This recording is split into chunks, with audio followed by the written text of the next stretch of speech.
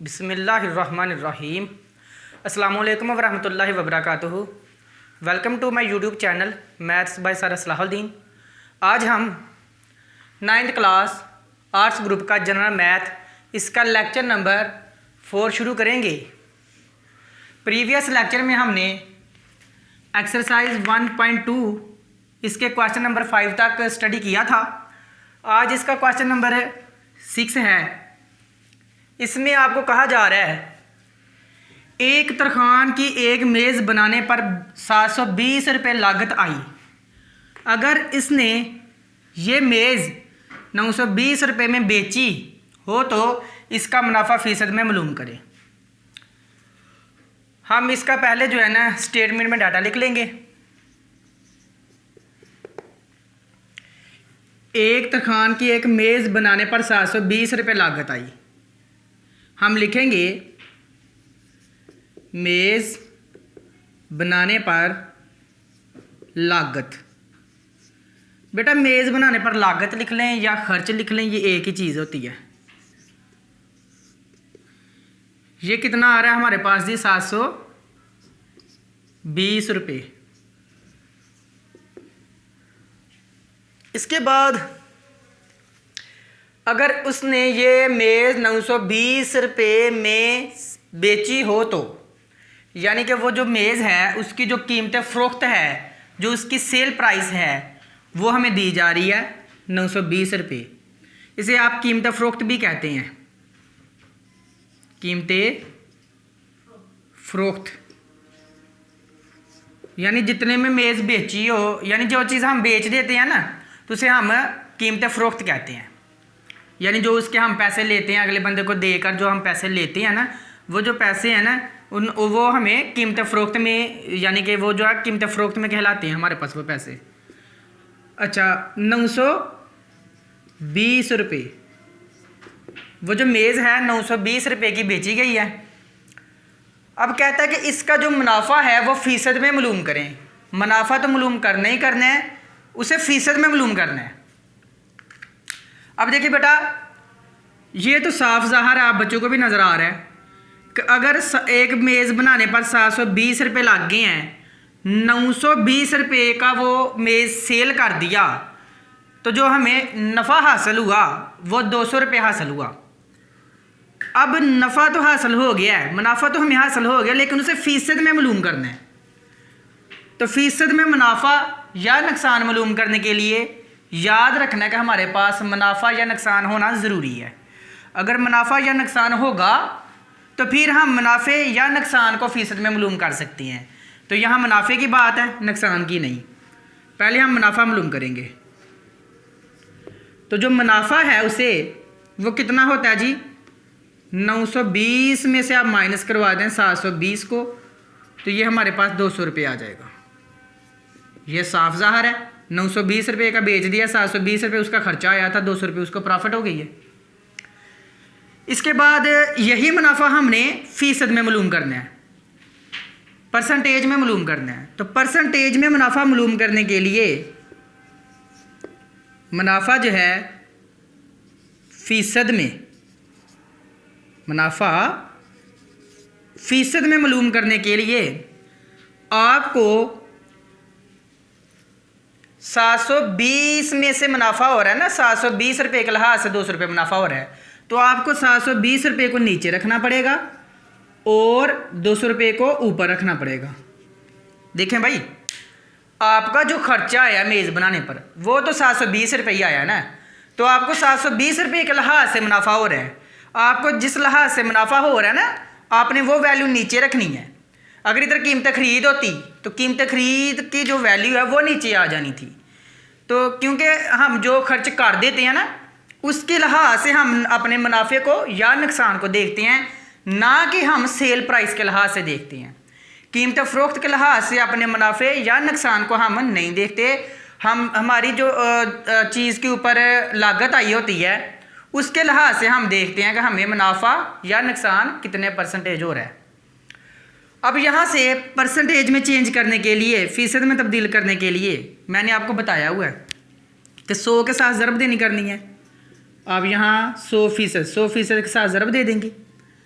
720 में से 200 रुपये उसको क्या हो रहा है जी, मुनाफा हो रहा है। और 720 में से 200 रुपये तो मुनाफा हो गया। अब इसे फीसद में चेंज करने के लिए हमने क्या किया, 100% के साथ ज़रब दे दी, कि मैं पहले सिखा चुका हूँ आप लोगों को कि कसर को फीसद में बदलने के लिए 100% से ज़रब दी जाती है। तो यहाँ से अब हम अपना आंसर निकाल लेंगे, इसको एज इट इज़ लिख देंगे आप। अब आप चाहें तो बेटा जी यहाँ कैंसलेशन करके इसको कर लें, या आप चाहें तो यहाँ पर आप इसको मल्टीप्लाई करके भी कर सकती हैं। तो आप जो है 200 को ऊपर ज़रब देंगे, अगर आप कैंसिल नहीं करना चाहते तो 200 को ज़रब देंगे 100 के साथ, तो 2 ज़ीरो का इजाफा हो जाएगा और नीचे आपके पास आ जाएगा 720, 60% ही आएगा।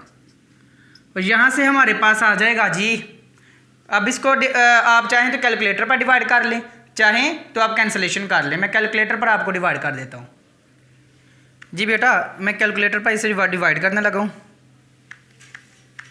डिवाइडेड बाय 720, ये मेरे पास आया जी 27.777 सो ऑन वैल्यू चलती जा रही है।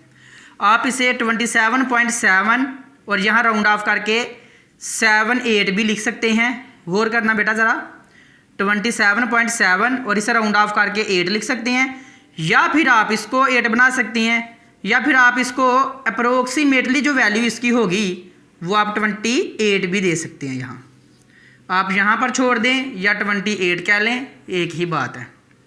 तो साथ आप फीसद भी लिखें। अच्छा भाई, जो मुनाफा हो रहा था उसे 200 रुपये था, लेकिन वो मुनाफा फ़ीसद में कितना बन रहा है हमारे पास, 28%। ये था बेटा क्वेश्चन नंबर आपका 6 जी। बेटा क्वेश्चन नंबर 7, अगर किसी किताब का 84% जो हिस्सा है वो 420 सफ़हात पर मुश्तमिल हो, 84% हिस्सा 420 सफ़हात पर मुश्तमिल हो, तो किताब में कुल कितने सफ़हात होंगे।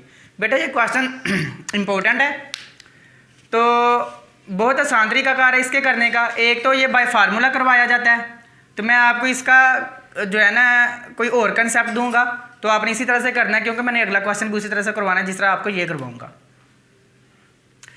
कहता है अगर किसी किताब का 84% हिस्सा 420 सफ़हात पर मुश्तमिल हो, तो हम यहाँ पर लिख लेंगे सोल्यूशन में 84% हिस्सा, 84 किताब का 84% हिस्सा, यहाँ करके लिख लें ज़रा, किताब का 84% हिस्सा,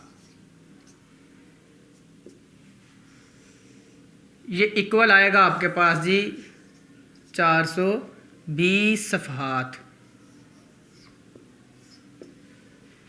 किताब का जो 84% हिस्सा है ना वो 420 सफ़हात पर मुश्तमिल है, तो जाहिर सी बात है कि 84% हिस्सा किसकी इक्वल है जी, 420 सफ़हात के। अब यहाँ से आपने क्या करना है, यूनिट मेथड का इस्तेमाल करना है। यूनिट मेथड जो है हम कहाँ पर इस्तेमाल किया करते हैं, जहाँ हम जो है यूनिट मेथड का हम वहाँ पे इस्तेमाल करते हैं कि जहाँ हमें जो है ना यानी कि यूँ कह लें कि टोटल परसेंटेज की ज़रूरत पड़ जाए, या फिर आप यूँ कह लें कि अगर वो 84 के अलावा आपको कोई भी परसेंटेज पूछ लेता, 83% पूछ लेता कि यानी कि 83% हिस्सा, किताब के 83% हिस्सा पर कितने सफ़हात हो सकते हैं, या आपको 82% पूछ लेता, 40% पूछ लेता, इस तरह का काम जब कहे ना आप यूनिट मेथड यानी इकाई मेथड का इस्तेमाल किया करें, तो उससे बहुत ज़्यादा फ़ायदा हो जाता है, क्वेश्चन आसान हो जाता है। यहाँ मैं यूनिट मेथड का इस्तेमाल करूँगा, और यूनिट मेथड यानी कि यहाँ पे मैंने इकाई यानी 1 बनाना है, तो उसके लिए मुझे दोनों तरफ किस पे डिवाइड कराना पड़ेगा, 84 के ऊपर। जब मैं दोनों तरफ बेटा जी 84 के ऊपर डिवाइड करवाऊँगा, मैं यहीं पे करवाने लगा हूँ, या आप नेक्स्ट स्टेप में कर सकते हैं। अगर मैं 84 पे डिवाइड करवाऊँ दोनों तरफ, इक्वेशन को कोई भी फ़र्क नहीं पड़ता। अब यहाँ से किताब, यहाँ से आएगा मेरे पास जी किताब का 1% हिस्सा। जाहिर सी बात है जब आप 84 के 84 पे डिवाइड करेंगे तो 1 आ जाएगा आपके पास, ये आपके पास आ जाएगा जी 420 बटा 84 सफ़हात, इसी तरह लिख लें आप। अब यहाँ से बेटा देखें इकाई मेथड यानी कि यूनिट मेथड मेरे पास बन गया। यहाँ पर मेरे पास 1 आ रहा है, मुझे किताब के कुल सफ़हात चाहिए। अगर मैं किताब के कुल सफ़हात निकालना चाहता हूँ तो मुझे यहाँ पर कुल परसेंटेज चाहिए। अगर कुल परसेंटेज निकल आएगी तो किताब के कुल सफ़हात निकल आएंगे। तो कुल परसेंटेज आपको पता है कि वो 100 होती है। तो यहाँ पर मैंने अब 100 बनाने हैं। तो 100 बनाने के लिए मैंने दोनों तरफ किससे मल्टीप्लाई कर देना जी? 100 के साथ। तो मैं यहाँ पे लिखूँगा दोनों अतराफ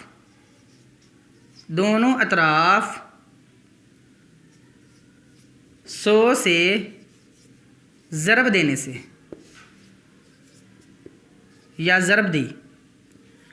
जब मैं 100 के साथ ज़रब दूंगा तो ये आ जाएगा आपके पास जी किताब का, पहले 1% हिस्सा है ना, अब 1 को जब 100 के साथ ज़रब देंगे तो 100 हो जाएगा, यहाँ 100% आ जाएगा। 100 से इस तरफ ज़रब दी है तो दूसरी तरफ भी तो देनी है ताकि इक्वेशन ही रहे। यहाँ से यहाँ भी 100 से ज़रब दे लें जी, इधर आ जाएगा सफ़हात। अब बेटा ये तो एज इट इज़ नीचे लिखना है, किताब का 100% हिस्सा, इसी तरह नीचे लिखना है। अब इसको 100 को ऊपर करवा लें ज़रब, अगर आप कैंसलेशन करके नहीं करना चाहते तो। अगर कैंसलेशन करके करना चाहते हो कैंसिल कर सकते हैं।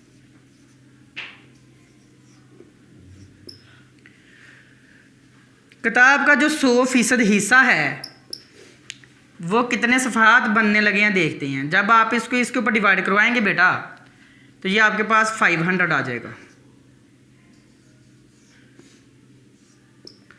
हमें पता ये चलता है कि जो किताब का 100% हिस्सा है ना उसमें कितने सफ़हात हैं? 500 सफ़हात हैं। तो यही तो वो कह रहा था कि कुल कितने सफ़हात हैं। तो कुल कितने सफ़हात हो जाएंगे जी? कुल हमारे पास 500 सफ़हात हो जाएंगे किताब के। तो बस आप इधर लिख देंगे कि पास किताब के कुल सफ़हात 500 हैं। पास किताब के कुल सफ़हात 500 हैं। ये बहुत अच्छा मेथड है। जब आप किसी चीज़ को टोटल फाइंड करना चाहें ना तो उसकी टोटल परसेंटेज फाइंड कर लिया करें तो वो आपको टोटल फाइंड हो जाएगी। जी बेटा क्वेश्चन नंबर 8, हमज़ा अपनी कुल आमदनी में से 20% मकान के किराया पर खर्च करता है और बकिया में से 70% घरेलू अखराजात पर खर्च करता है। अगर इसे 1800 रुपये की बचत हो तो इसकी कुल आमदनी क्या होगी? बेटा ये भी क्वेश्चन आपका इम्पोर्टेंट है, बहुत मज़ेदार क्वेश्चन है, समझने वाला क्वेश्चन है। इससे आपको काफ़ी ज़्यादा कंसेप्ट मिल सकता है अपनी रोज़मर्रा ज़िंदगी में। कहता है कि हमज़ा अपनी कुल आमदनी में से, जो हमज़ा की कुल आमदनी है उसमें से वो क्या करता है जी 20% मकान का किराया दे रहा है। जो उसके बाद उसके पास बाकी बच जाएंगे ना 20% किराया निकाल के मकान का, जो बाकी बच जाएंगे उनमें से क्या कर रहा है वो, उनका 70% जो है ना वो घर के अखराजात पर लगा रहा है। फिर उसके पास वो देखता है तो 1800 रुपये बच गए हैं। तो कहते हैं उसके पास पैसे कुल होंगे कितने, कुल उसकी आमदनी क्या होगी कि जिनमें से ये सारे काम करके फिर भी उसका 1800 रुपया बच रहा है। अब देखें क्वेश्चन को वो किस तरह से मैनेज कर रहा है। पहले जो अखराजात निकाल रहा है वो फीसद में निकाल रहा है और जो बचत दे रहा है वो आपको रुपये में दे रहा, फीसद में नहीं दे रहा। अगर बचत भी आपको वो फीसद में दे जाता तो फिर क्वेश्चन को मैनेज करना बहुत ज़्यादा आसान हो जाना था। ज़ाहिर सी बात है कि मतलब कि कुल 100% होता है हमारे पास। तो उसने क्या किया, उसने फीसद के बगैर आपको बचत दी है। आप इसमें क्या करें, फीसद में बचत निकाल लें। अगर आप फीसद में बचत निकाल लेंगे तो फीसद के बगैर जो बचत है ये उसके इक्वल रख लेंगे हम। ज़ाहिर सी बात है दोनों बचते हैं, दोनों जब बचते हैं आपके पास तो आप उनको इक्वल रख के वहाँ से वो पहले वाला इकाई मेथड का इस्तेमाल करके कुल 100% निकालेंगे तो कुल आमदनी निकल आएगी। ये मेरा कंसेप्ट है इस क्वेश्चन के अंदर, तो मैं इसको यूज़ करता हूँ। हमजा अपनी कुल आमदनी में से 20% मकान के किराया पर खर्च करता है। मैं लिखूँगा मकान के किराया पर खर्च, मकान के किराया पर खर्च। जो मकान के किराया पर खर्च हो रहा है जी वो कितना हो रहा है उसके पास जी 20%। इसके बाद बाकी उसके पास क्या बच जाना है, बाकी बच जाएगा जी 80%। मैं इधर लिखूंगा बकिया रकम फीसद में, बकिया रकम फीसद में। आपको पता है ना कुल रकम फीसद में क्या होती है, 100 होती है। तो बकिया रकम फीसद में तो 100 में से माइनस करवा देंगे आप 20 को, बाहर लगा देंगे फीसद, तो जो बकिया रकम है वो 80% आ गई। बकिया से मुराद कि जो बाकी बच जाती है, जो उसकी रिमेनिंग अमाउंट है जो बाकी बच जाती है वो उसके पास आ गई 80%, 80%। अब ज़रा गौर करना, यहाँ तक अभी मैंने किया क्वेश्चन को, हाँ यहाँ तक कि हमजा अपनी कुल आमदनी में से 20% जो है मकान के किराया पर खर्च फीसद में, ये भी लिखना ज़रूरी है। वैसे आगे फीसद लिखा हुआ है, इधर आप लिख भी लें तो बेहतर है। फीसद में जो मकान के किराया पर खर्च था वो 20% था, और बाकी जो उसके पास रकम बच जाएगी वो 80% बच जाएगी, 20% उसने खर्च कर दी है। अब जो बकिया में से जो बाकी रकम बच गई है 80%, उसमें से वो 70% जो है ना घरेलू अखराजात पर लगा रहा है। यानी 80% का 70% निकालेंगे आप, 80% का 70% जो है ना वो घरेलू अखराजात पर लगा रहा है। तो आप यहाँ पर लिखेंगे घरेलू अखराजात पर लगाई गई रकम, घरेलू अखराजात, घरेलू अखराजात पर लगाई गई रकम, किसमें, फीसद में। ये भी फीसद में पता करनी है। मैं चाहता हूं कि मेरे पास बचत फीसद में आए, इसलिए मैं सारा काम फीसद में कर रहा हूं। घरेलू अखराजात पर लगाई गई रकम फीसद में। देखें भाई, बकिया में से 70%, यानी कि बकिया का 70%, ये कॉन्सेप्ट है। यहाँ पे बकिया रकम का 70% घरेलू अखराजात पर लग रहा है। और यहाँ आप ये याद रख लें, जब भी मैं का यहाँ पर इस्तेमाल किया करूँगा, इससे मुराद हुआ करेगा मल्टीप्लाई। ये जो का इस्तेमाल किया करूँगा इससे मुराद हुआ करेगा मल्टीप्लाई, ये याद रख ले किसी भी क्वेश्चन के अंदर। तो यहाँ फिर मेरे पास आ जाएगा 70%, का की जगह आ जाएगा मल्टीप्लाई, और बकिया रकम कितनी है आपके पास, अभी अभी निकाली आपने, वो है जी 80%। दोनों अभी परसेंटेज में है। अब इन दोनों में से किसी एक की परसेंटेज को आप तोड़ लें। मैं क्या करता हूँ कि इसको मैं लिख दूंगा 70 और ये फीसद का मैंने आपको बताया हुआ है बटा 100 होता है, और इसको एज इट इज़ लिख लें आप। अब आप इसको कैंसिल करके कर लें या इसको इसके साथ मल्टीप्लाई करके कर लें। जब आप इसको इसके साथ मल्टीप्लाई करेंगे और नीचे डिवाइड करेंगे तो आपके पास 56 निकल आएगा। क्या निकल आएगा जी, 56। मैं एक मरतबा इसको चेक कर लेता हूँ मल्टीप्लाई करके। आपने क्या करना है, 70 को 80 के साथ मल्टीप्लाई करना है। 70 मल्टीप्लाई 80, आपका जो आंसर आएगा वो आएगा जी 5600 डिवाइडेड बाय 100, तो 56% आ गया आपके पास। ये वो जो है ना 56, ये वो घरेलू अखराजात के ऊपर खर्च कर रहा है जी। इसके बाद हमने देखना कि उसके पास बच कितने पैसे गए हैं। मैं इसको नहीं अभी देखूंगा, मैं फीसद में देखना चाहता हूँ कितने रुपए बचते हैं उसके पास। अब मैं यहाँ लिखूंगा बचत की रकम फीसद में। ये यहाँ तक मैंने पहुँचना था। बचत की रकम फीसद में। गौर करना बेटा, आपको पता है कि कुल 100% रकम थी, तो 100 में से माइनस करवा दिया इस 20 को, क्योंकि ये मकान के खर्चे पर निकल गई है। उसके बाद घरेलू अखराजात पर कितनी निकल गई जी? 56, और बाहर आ जाएगा फीसद आपका। अब आप इसे हल कर लेंगे।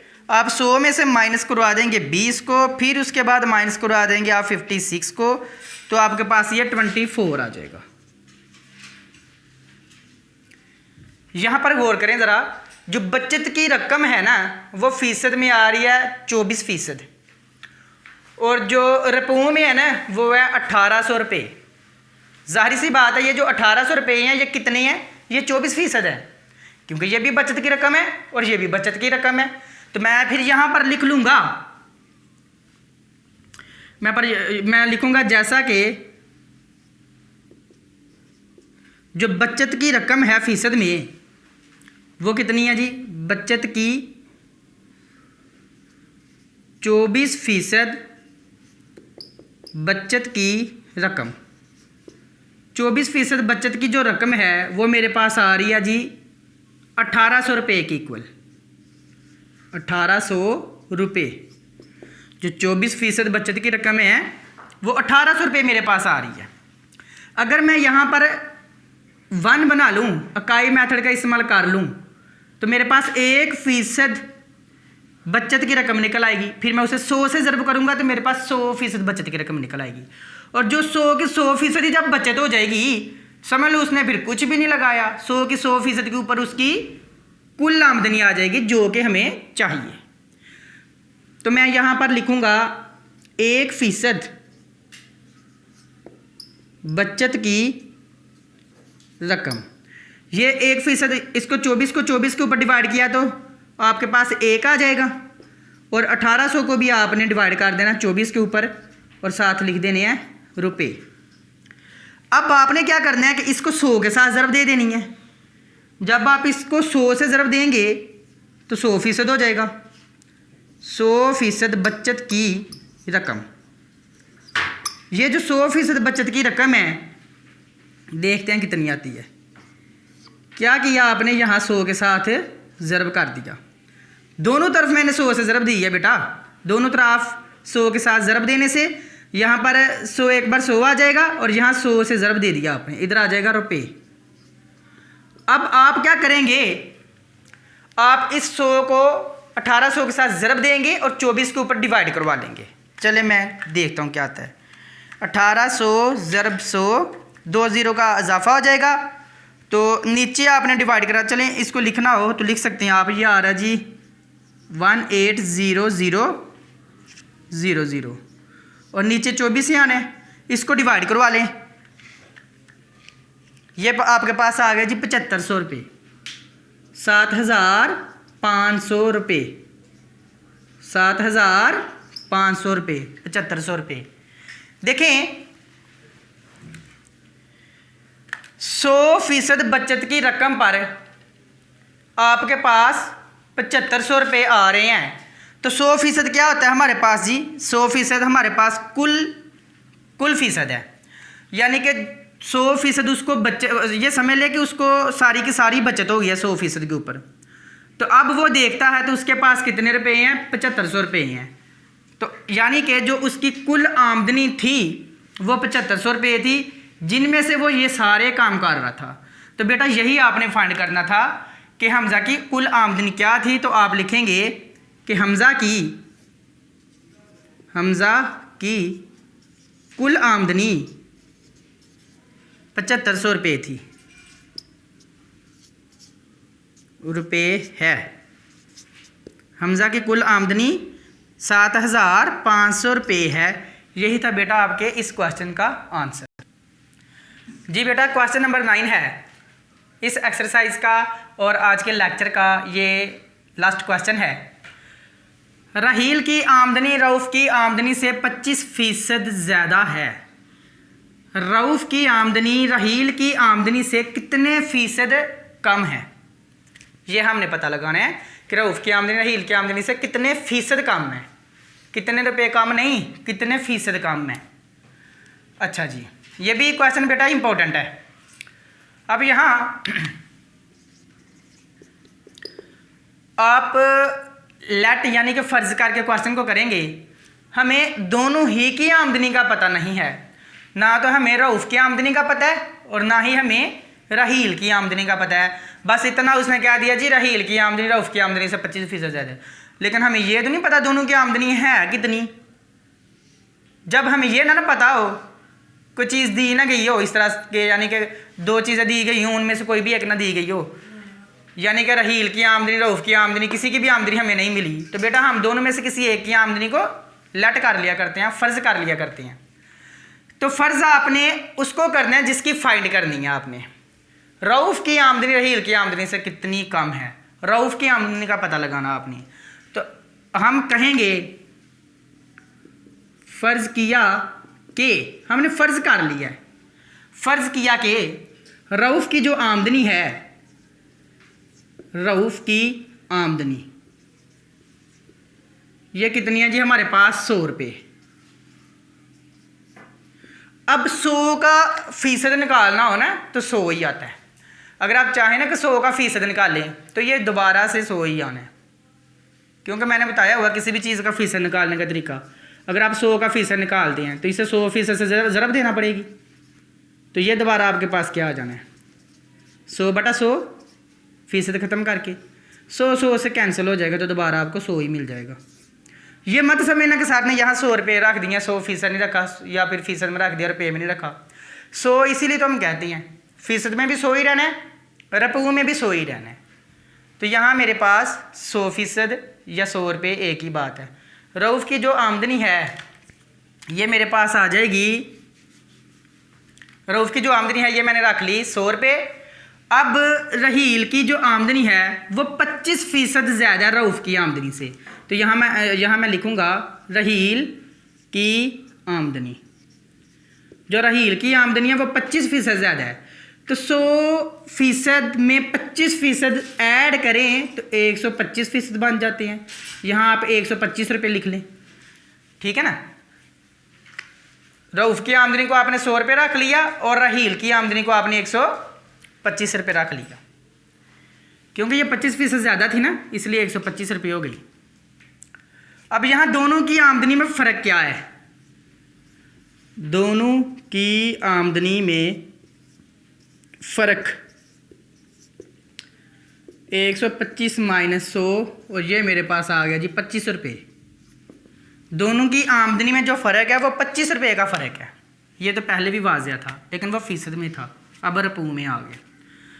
25 रुपये दोनों की आमदनी में फ़र्क। मैंने ये पता करना है कि रऊफ की आमदनी कितनी कम है रहील की आमदनी से, तो इसके लिए मुझे यहाँ पर एक फार्मूले का यूज़ करना पड़ेगा। आप यहाँ पे लिखेंगे रऊफ की आमदनी कितने फीसद कम है, रऊफ की आमदनी जितने फीसद कम है वो आपके पास आएगी जी। आपने जो रऊफ की आमदनी है ना उसको आपने रहील की आमदनी के लिहाज से देखना है कि कितने फीसद कम है। रहील की आमदनी के लिहाज से देखना तो रहील की आमदनी नीचे आएगी।